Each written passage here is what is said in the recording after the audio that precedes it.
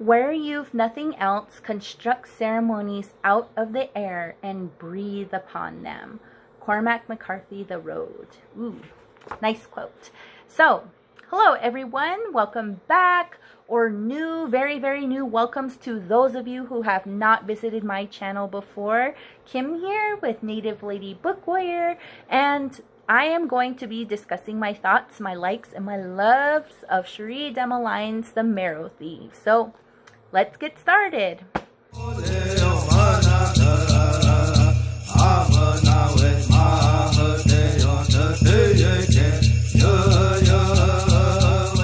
Hi there again. So, I am on a roll right now, so I will be sharing my thoughts and discussions and my likes and loves of this book by another Indigenous author. Yay! Cherie Demaline, who wrote The Marrow Thieves, is a Métis native from Canada. So thanks, Cherie. This book was great. Let me say first, right, to those of you who are new to Native issues and new to Native history, I will be discussing my thoughts on this book, and some of these topics can be triggering. So please, please, please feel free to take care of yourself any way you can, because some of the topics that I will be talking about can be very hurtful and triggering in this book discussion. So, short recap. This book is about a young Native teen named Frenchie who, like many other Indigenous peoples, is being hunted by the Canadian government. And in this apocalyptic world that has been destroyed by climate change, the general population has lost their ability to dream.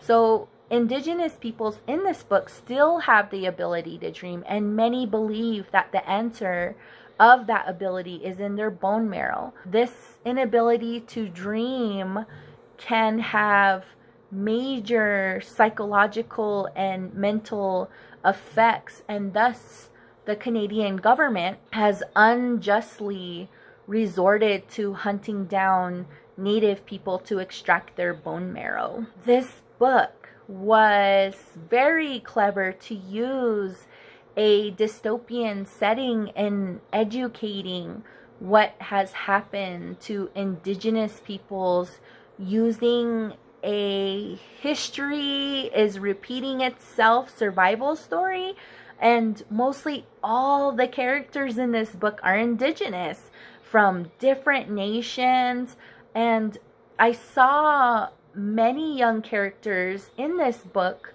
coming to age and just kind of opening that door into finding themselves, and also to finding and understanding what family is, healing, and using culture to move forward in a very, very, very powerful way. So I liked how Cherie uses flashbacks and storytelling to build that family bonding and trust. The stories that they tell, specifically the characters coming to stories, were a very healing moment for each character. And this peek into the world of oral tradition was something that I very, very much related to. In our Hopi and Tewa communities, we also tell stories, but they are also very, very much a part of our life ways, our teachings, and understanding of what we value, what is important to us. And I saw that very, very much in Miguan's, and his patience, his humor, even his humility. He was a very important figure and character in this story. Frenchie, you can see him learning and appreciating life and the principles of life and love and family and even nature. The image in this chapter of him hunting a moose and him being conflicted because he didn't want to waste, and his humility and respect won out in that. And it was a really, really cool moment that I enjoyed and appreciated, kind of when you hunt, like using everything and not wasting, because that indigenous view, or even our own indigenous view in Hopi and Tewa, of not wasting. So that was really cool. I saw that Frenchie's gentle love for Riri, it really moved me. And I feel in this story, they were connected by that bond of not only love, but also innocence. And Riri, in my opinion, was very much representative of that. So when he loses her, or when they all lose her, that innocence for him also is lost too, because he kills even another native person because of that loss. That was a very shocking moment for me. But I also feel that loss and that grieving, instead of that group, instead of letting it ruin and wreck them, it actually strengthened like their bond as a family. I very much connected with that as well. The layers of trauma with the characters, with the people, are very, very intertwined in this book, and they all experience it. But in their losses, they find hope. They find hope in themselves, in each other, in their futures, and they find family. Through storytelling, they have an understanding that it's important not to forget those things, to not forget what has happened to them. And it's through that sharing and that supportive and active listening that they begin to heal and become this family unit. So one of the other things that I really saw in this book was the correlation between environment and our very own well-being. There's this passage in the book that really, really, really stuck with me. The earth was broken, too much taking for too damn long, so she finally broke. But she went out like a wild horse, bucking off as much as she could before lying down. A melting north meant the water levels rose and the weather changed. It changed to violence in some cases, building tsunamis, spinning tornadoes, crumbling earthquakes, and the shapes of countries were changed forever, whole coasts breaking off like crusts.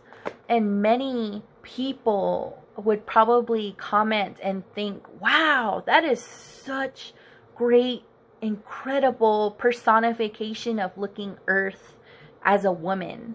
But honestly, she is, or my understanding is, the way that land gives life. We see that if it thrives, if she thrives, then we thrive. Hopi and Tewa people are a farming tribe, and our main crop is corn. All things cultural, religious, and spiritual for us always seems to come back to corn. When we pray for life. We include things like prayers for rain, for moisture, for water, and the songs, the teachings for life to move ahead, and for us to be humble caretakers and strong caretakers.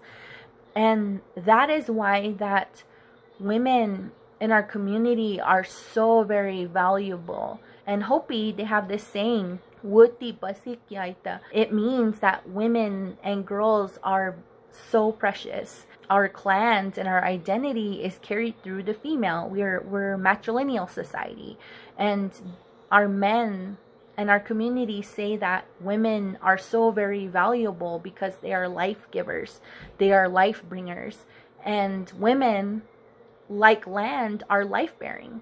And we can also see that the length of the health of women and our earth, our lands, are very much linked. And so we are all very much connected to land and its well-being. So if you watched my book review, then thank you. But there I talked a lot about how great it was for Cherie to include the boarding school history in this book. And there's a passage. Isaac didn't have the memories in his family of the original schools, the ones that pulled themselves up like wooden monsters coming to attention across the land back in the 1800s. Monsters who stayed there, ingesting our children like sweet berries, one after the other, for over 100 years. Isaac didn't have the grandparents who told residential school stories like campfire tales to scare you into acting right. Stories about men and women who promised themselves to God only and then took whatever they wanted from the children, especially at night.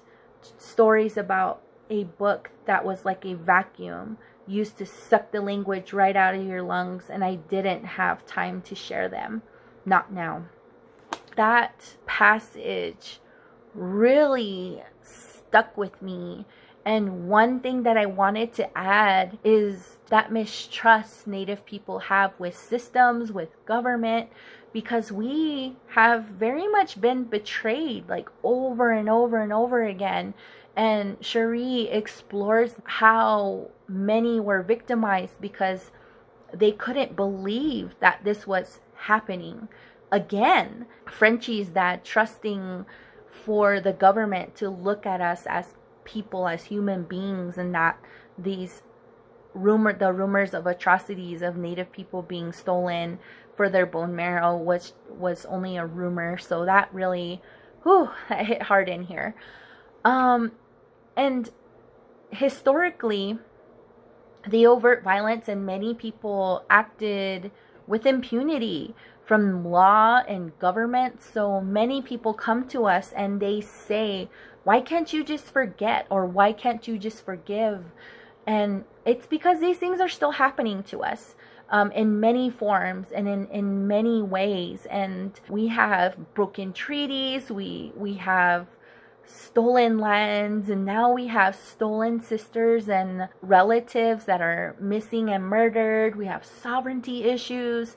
So oppression against Native people is very much alive and well right now. I also very much liked how Cherie Demeline highlighted the issues our Native youth are facing today. And man, they have such a huge load on their backs. They are living between two worlds right now, and the cultural identity issues, in my opinion, are very much connected to the health, the mental, physical, social, psychological, on every level, spiritual health with our Native youth. And she talks about that with Minerva and how she has this power that they can all tap into. That power, that parallel to today, it needs to be shared, and it has to be creatively and innovatively passed down. Especially now, we have this big world with technology, but we need to teach our Native children where they fit and that they have a place and that they are powerful, because they are the ones that are carrying all these generations forward. So they have to learn it all, and we have to be supportive of that. They are carrying a huge load. Oh my gosh, the ending was such a huge statement for all people, not just Native people, but for all people. Reconciliation was a big theme at the end of this book. If he heard me, he didn't let on. All we need is the safety to return to our homelands. Then we can start the process of healing. I was confused. How can you return home when it's gone? Can you just heal out here? Meg and General gave each other knowing looks, and Clarence was patient in his answer. I mean, we can start healing the land. We have the knowledge, kept through the first round of these blasted schools from before that, when these visitors first made their way here like angry children throwing tantrums. When we heal our land, we are healed too. Then he added, we'll get there. Maybe not soon, but eventually. So that was like a huge, zap to my heart, that passage. I think it pointed out two very important things to me. We need to reconcile with ourselves, with each other, and our lands.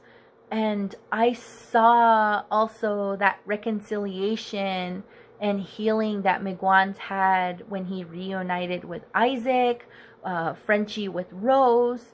But that passage, it spoke to something deeper, that our lands and how we're connected to our home are very, very important, and that we have to be stewards of this land. How we treat our lands is very much correlated to the health of us. So, I'm done now. Thank you guys very much for sticking around for my discussion of The Marrow Thieves by Cherie Demaline. And yeah, so go out and get the book. And like I mentioned before in my earlier book review, I gave this book a 4.9 stars. And that's just because I just wish, I wish I got into the minds of the Marrow Thieves a little bit more. But other than that, I mean, I guess for you all who are really awesome at math, you can just round that to a 5.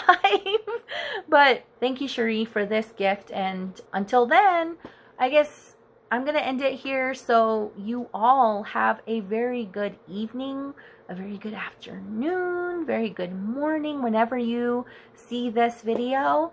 And until next time, I shall see you all later. So, bye.